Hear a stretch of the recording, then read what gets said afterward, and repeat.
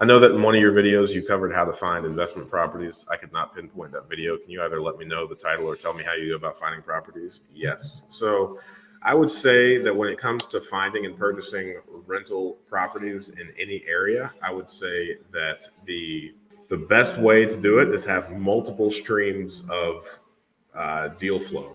And I think that is what the video is called, is 7 streams of deal flow.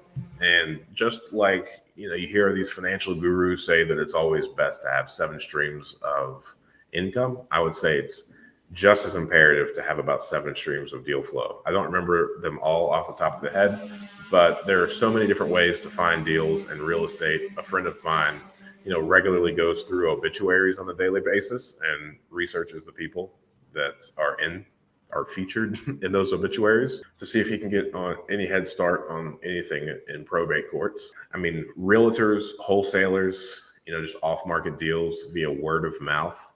We get a lot of recommendations at this point from people that we have purchased homes from that thought that we treated them fairly.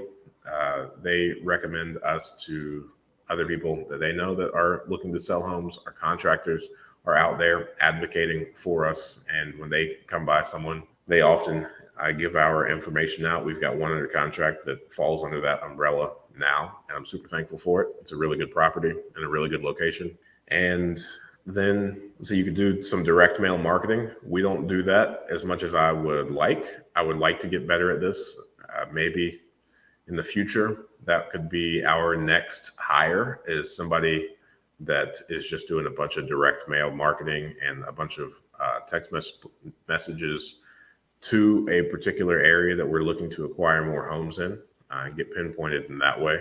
So there's all sorts of different ways, and you should be working all of them at the same time. I often talk to people they came across like one property, they are all into it, and then they get really discouraged when it falls through.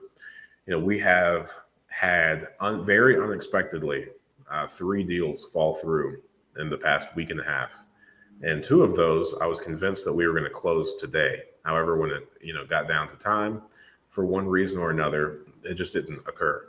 So because we have so many leads or deals coming in, we were able to shift gears and focus on other properties just as quickly. But it's really devastating when you don't have that deal flow, when you are fully submerged in working on 1, maybe 2 deals, and those fall through. The amount of time, energy, and effort that you put in on those are really tough to recover from.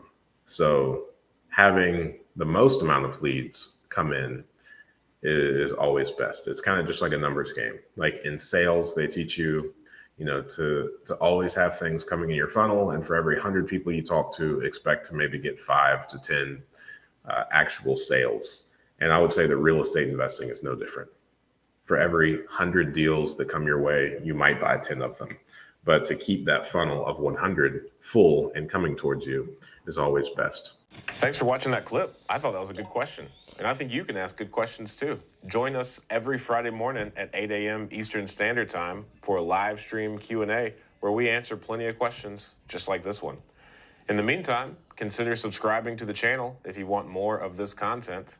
And if you want to increase your deal flow, analyze properties better, and help me feed my family, click the link below for a free 7-day trial of PropStream.